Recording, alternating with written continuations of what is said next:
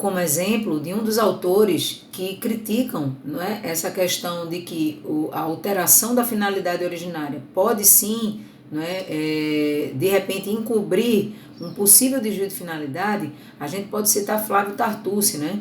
Na sua doutrina, ele traz um exemplo muito claro. Ele diz o seguinte: cito mais uma vez o exemplo de uma fundação, né, que é uma pessoa jurídica sem fins lucrativos, que pode ter a sua autonomia desconsiderada com o fim de responsabilização dos seus administradores, caso altere a sua finalidade inicial com o objetivo de desviar-se de seus fins nobres, constantes do artigo 62, parágrafo único.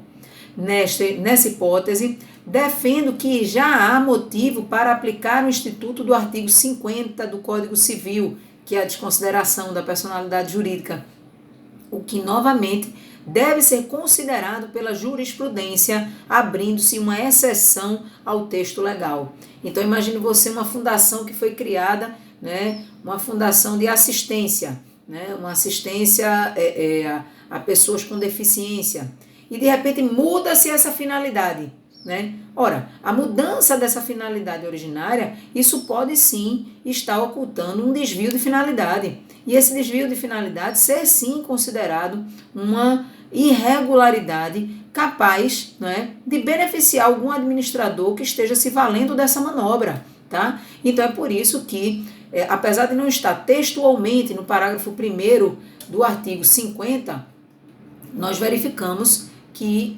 há doutrinadores que ressalvam, né, essa hipótese. Ou seja, a mera expansão da atividade da pessoa jurídica não seria suficiente para justificar a desconsideração, porque não é desvio de finalidade, é a mera expansão. Muito bem, mas a alteração de finalidade, ou seja, tinha uma finalidade originariamente e depois mudou de finalidade, isso sim pode justificar, né, uma desconsideração da personalidade jurídica, uma vez que pode se verificar o desvio de finalidade. Agora, bem entendido, gente, isso é opinião doutrinária, tá? Uma vez que, do ponto de vista legal, essa previsão de alteração de finalidade, pela letra da lei, não é considerado desvio de finalidade. É por isso que o autor fala que isso é uma lacuna que será suprida com o tempo pela jurisprudência para que se admita essa exceção de cabimento da desconsideração da personalidade jurídica, tá? É importante dizer também que, apesar de ser bem menos frequente, mas os doutrinadores apoiam também a aplicação da desconsideração da personalidade jurídica sobre pessoas jurídicas sem fins lucrativos, porque é possível que se verifique irregularidades também com a utilização de pessoas jurídicas dessa natureza. Tá? Então, o próprio Tartucci colocou agora um exemplo de uma fundação que poderia estar sendo utilizada, né, em desvio de finalidade. E a fundação não tem fins lucrativos, e mesmo assim ele defende a desconsideração da personalidade jurídica. Né? Então, não é sempre que a perspectiva lucrativa ela está de pano de fundo para que se possa buscar a desconsideração, embora seja essa a realidade mais frequente, é o que a gente mais observa na prática, né? Mas é possível sim que uma pessoa jurídica sem finalidade lucrativa possa ser utilizada para fins ilícitos, e essa ilicitude justificar a desconsideração para alcançar o patrimônio daquele associado ou daquele administrador que tenha se beneficiado. Esse é um entendimento que existe entre os doutrinadores, inclusive por ter sido consolidado no enunciado 284 da 4ª Jornada de Direito Civil do Conselho da Justiça Federal. E o enunciado proposto foi o seguinte: as pessoas jurídicas de direito privado, sem fins lucrativos ou de fins não econômicos, estão abrangidas no conceito de abuso da personalidade jurídica. Então, se estão incluídas no conceito de abuso, poderiam sim ser objeto da teoria da desconsideração da personalidade jurídica. Portanto, segundo a doutrina, é possível a desconsideração sobre fundações e sobre associações, por exemplo. Tá, gente? Vamos falar agora da segunda circunstância, né, que pode caracterizar o abuso. O abuso ele pode ser caracterizado, não é, por meio também da chamada confusão patrimonial. Confusão patrimonial. O que vem a ser isso? Nós temos o entendimento da confusão patrimonial descrito expressamente no Código Civil. Está lá no parágrafo 2º do artigo 50. o legislador nos diz: entende-se por confusão patrimonial a ausência de separação de fato entre os patrimônios, caracterizada por... Então você veja, é como se o patrimônio do sócio se misturasse ao patrimônio da pessoa jurídica, de modo que não se sabe exatamente, né, qual é o valor ou qual é o bem que é especificamente do sócio ou qual é da pessoa jurídica. Há uma confusão patrimonial, né? Então, quais são as hipóteses em que essa confusão patrimonial ela pode restar configurada? Está lá no inciso 1 do parágrafo 2º, e ele nos diz: cumprimento repetitivo pela sociedade de obrigações do sócio ou do administrador ou vice-versa. Então você imagine, por exemplo, né, obrigações que eram do sócio, pagamentos que eram devidos pela pessoa física do sócio, e ele começa a utilizar, não é, recursos da pessoa jurídica para fazer esse adimplemento. Então, essa situação, quando ela é repetitiva, né, isso pode, e aí por repetitiva se entenda 2 ou mais vezes, né, se pode configurar a confusão patrimonial, certo? Então, uma crítica que a gente observa entre os doutrinadores é a ideia de que esse cumprimento ele deve ser repetitivo para que haja a confusão patrimonial configurada. E aí por quê? Porque há doutrinadores que falam que muitas vezes com uma única manobra pode o sócio, né, praticar o ato irregular, né, e muitas vezes esvaziar o patrimônio da pessoa jurídica, tomando totalmente benefício dessa situação, né? Então, com um único ato, ele pode conseguir fazer isso. E se ele fizer isso, aí não vai ter a possibilidade de se repetir essa conduta, e não se repetindo essa conduta, não estaria enquadrado no inciso 1 do parágrafo 2º, porque o inciso 1 ele é muito claro: o cumprimento tem que ser repetitivo. Se não for repetitivo, não se configuraria a confusão patrimonial. Então fica aí registrada essa crítica doutrinária, tá?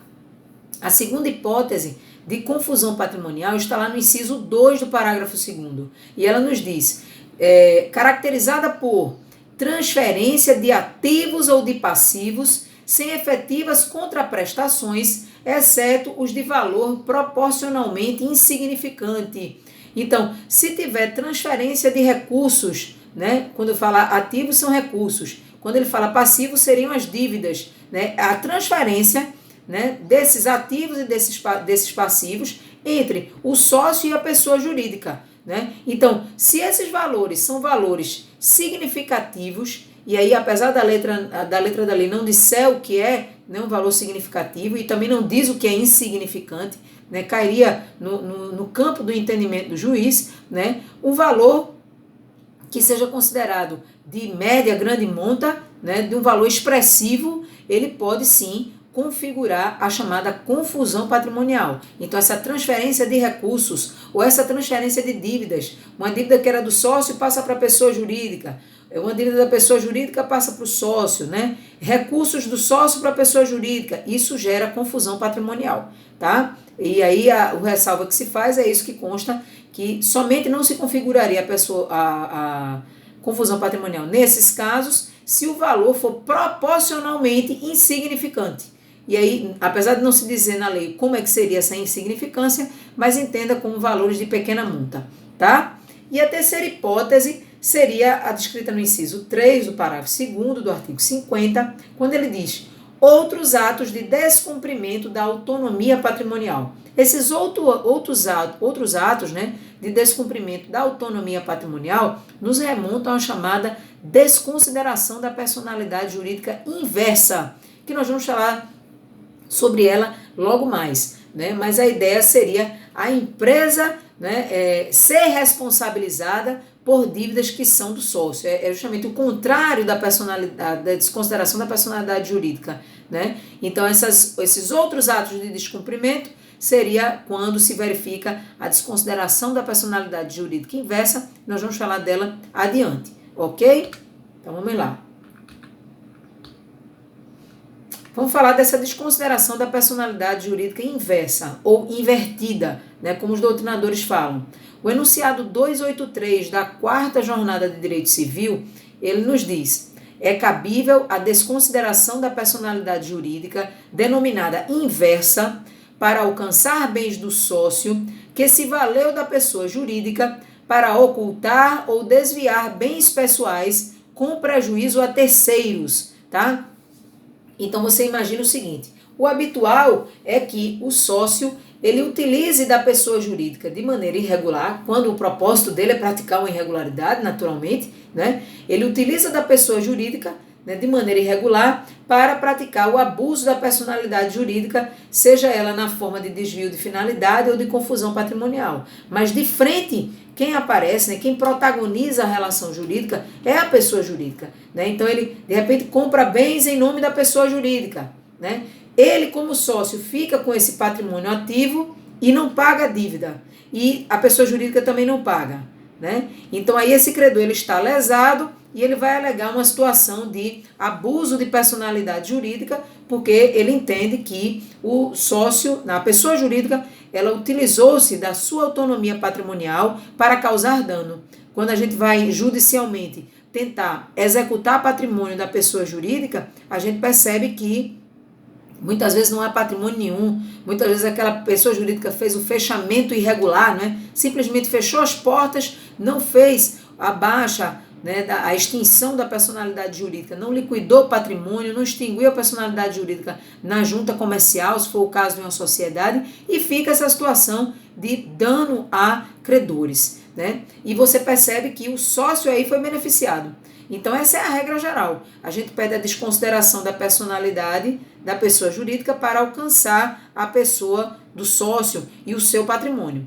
Na desconsideração inversa, o nome já está dizendo, consiste justamente o oposto, o contrário, né? É uma situação em que o sócio, a pessoa física, né, do sócio, do administrador, do associado, ele, como pessoa física, é que pratica a irregularidade, não é? E muitas vezes o abuso que ele pratica consiste justamente nesse esvaziamento do seu patrimônio pessoal para que haja o remanejamento do patrimônio dele pessoal para a pessoa jurídica. Então, é muito comum a gente ver a teoria da desconsideração da personalidade jurídica inversa no âmbito do direito de família, né? Você imagina, por exemplo, um casal que está em vias de se divorciar, né? E aquele homem que é dono de uma pessoa jurídica, ele muitas vezes pode, né, ter essa ideia de querer destinar, né, recursos e bens que são dele para a pessoa jurídica, justamente porque no momento em que o divórcio vir a ser proposto, aqueles bens que deveriam estar no patrimônio pessoal dele, sócio, estão com a pessoa jurídica. E ele argumenta essa tese para tentar gerar uma frustração, um dano àquela mulher ou ex-mulher dele, para quem ele não quer ceder o seu quinhão, né? Ele não quer ceder a sua meação, né? O seu direito em relação àquele bem, né? Aquele determinado bem. Então a gente vê isso acontecer muito no âmbito do direito de família, a chamada desconsideração da personalidade jurídica inversa. Então aí o que é que acontece? Eu vou afastar a personalidade jurídica do sócio, do administrador, para poder aí sim chegar à personalidade jurídica da pessoa jurídica para quem ele destinou aquele recurso e por assim dizer, né, requerer que haja o pagamento dessa dívida. No caso dessa ex-mulher, requerer a sua meação sobre o seu bem, que esse valor consistente nessa meação seja retirado daquela pessoa jurídica que foi beneficiada por essa manobra fraudulenta, nessa manobra irregular, certo? Então, essa é a chamada desconsideração inversa ou invertida, ok? E aí, a gente chegando já no final, vamos falar brevemente sobre a incidência da desconsideração da personalidade jurídica no âmbito do direito do consumidor, né? E aí por que, gente? Lá no artigo 28 do CDC, do Código de Defesa do Consumidor, nós temos no seu caput a previsão de aplicação da teoria menor da desconsideração, no momento em que ele exige apenas o prejuízo ao credor, a demonstração do prejuízo ao credor, para que haja a desconsideração da personalidade jurídica e que assim possa o sócio ser alcançado no seu patrimônio pessoal para responder por essa dívida, tá? Então diz lá o artigo 28 do CDC, o juiz poderá desconsiderar a personalidade jurídica da sociedade quando, em detrimento do consumidor, veja aí o prejuízo, né? Em detrimento do consumidor, houver abuso de direito, excesso de poder, infração da lei, fato ou ato ilícito ou violação dos estatutos ou contrato social. A desconsideração também será efetivada quando houver falência, estado de insolvência, encerramento ou inatividade da pessoa jurídica provocadas por má gestão. Então veja que os critérios são outros, né? São critérios que são bem mais flexíveis a quem requer a desconsideração da personalidade jurídica, que nesse caso seria o consumidor, já que nós estamos falando do artigo 28 do CDC, certo? E lembrar, gente, que quando a desconsideração da personalidade jurídica ela é articulada dentro de um processo, de uma ação judicial, né, é preciso se manter a pessoa jurídica no polo passivo dessa ação e serem incluídos no polo passivo os sócios ou administradores que tenham se beneficiado por meio dessa prática irregular, tá? Seja ela o abuso do direito configurado pelo desvio de finalidade ou a confusão patrimonial, como diz o artigo 50 do CDC, tá? Então você direciona a pessoa jurídica, mas pede a inserção no polo passivo do sócio, do associado, do administrador que tenha se beneficiado por aquela prática irregular, tá? Porque aí estará se cumprindo o disposto no artigo 50 do CDC, certo? E por último, gente, só recomendar a vocês que tenham cuidado em relação à expressão, né? Porque nós estamos falando aqui da desconsideração da personalidade jurídica, né? Que é quando esse véu, né? Até a doutrina coloca isso, o véu da pessoa jurídica, o véu da autonomia patrimonial cai para que seja alcançado o patrimônio do sócio para responder por aquela dívida, tá? Isso é desconsideração da personalidade jurídica, né? E as situações de abuso, né, que consistem em desvio de finalidade ou confusão patrimonial, estão bem descritas lá no artigo 50 do CDC. A desconsideração da personalidade não se confunde com a despersonificação. Despersonificação. O que vem a ser isso? A despersonificação é a extinção da pessoa jurídica, né? Então ela não se confunde com a desconsideração, porque na desconsideração a pessoa jurídica não é extinta, ela continua a existir. O que ocorre é um aumento da responsabilidade, né? Por quê? Porque nessa hipótese em que a desconsideração da personalidade jurídica é será incluído, né, no rol do rol passivo, no polo passivo dessa demanda, os membros, né, sejam eles administradores, sejam eles associados ou sócios, os membros que eventualmente tenham sido beneficiados por essa prática irregular abusiva, né? E por assim dizer, a pessoa jurídica ela continua existindo, mas temporariamente esse véu da autonomia patrimonial estará afastado para que o patrimônio pessoal do sócio seja alcançado, para que o patrimônio do associado seja alcançado, do administrador seja alcançado, mas para isso, quaisquer deles, desde que tenham sido beneficiados por essa prática abusiva, essa prática irregular. A despersonificação tem uma outra visão. A despersonificação ela não mantém a pessoa jurídica, é o oposto, é a extinção da personalidade jurídica que está lá no artigo 51 do CDC, né? Quando no caput o legislador nos diz, nos casos de dissolução da pessoa jurídica ou cassada a autorização para seu funcionamento, ela subsistirá para os fins da liquidação até que esta se conclua. Então, quando ocorre, né, o ato posterior à liquidação, esses atos preparatórios de extinção, tudo é feito, as dívidas são pagas, os eventuais créditos são partilhados entre aqueles membros, se for o caso de uma sociedade, por exemplo, se for de associação ou fundação, nós vimos que é diferente um pouco, né? Mas se fez a liquidação e se extinguiu, né, com baixa do registro daquela pessoa jurídica. Pronto. Em assim fazendo, ao ser encerrada essa liquidação, né, procede-se à extinção da pessoa jurídica e, consequentemente, o ato de despersonificação da pessoa jurídica. Ok? Então, não confundir despersonificação com desconsideração da personalidade jurídica. Pronto, gente. Com isso, nós encerramos a aula de hoje e aí na próxima aula a gente volta com um novo tópico para tratar com vocês, tá bem? Um abraço para todo mundo, estudem e tchau, tchau!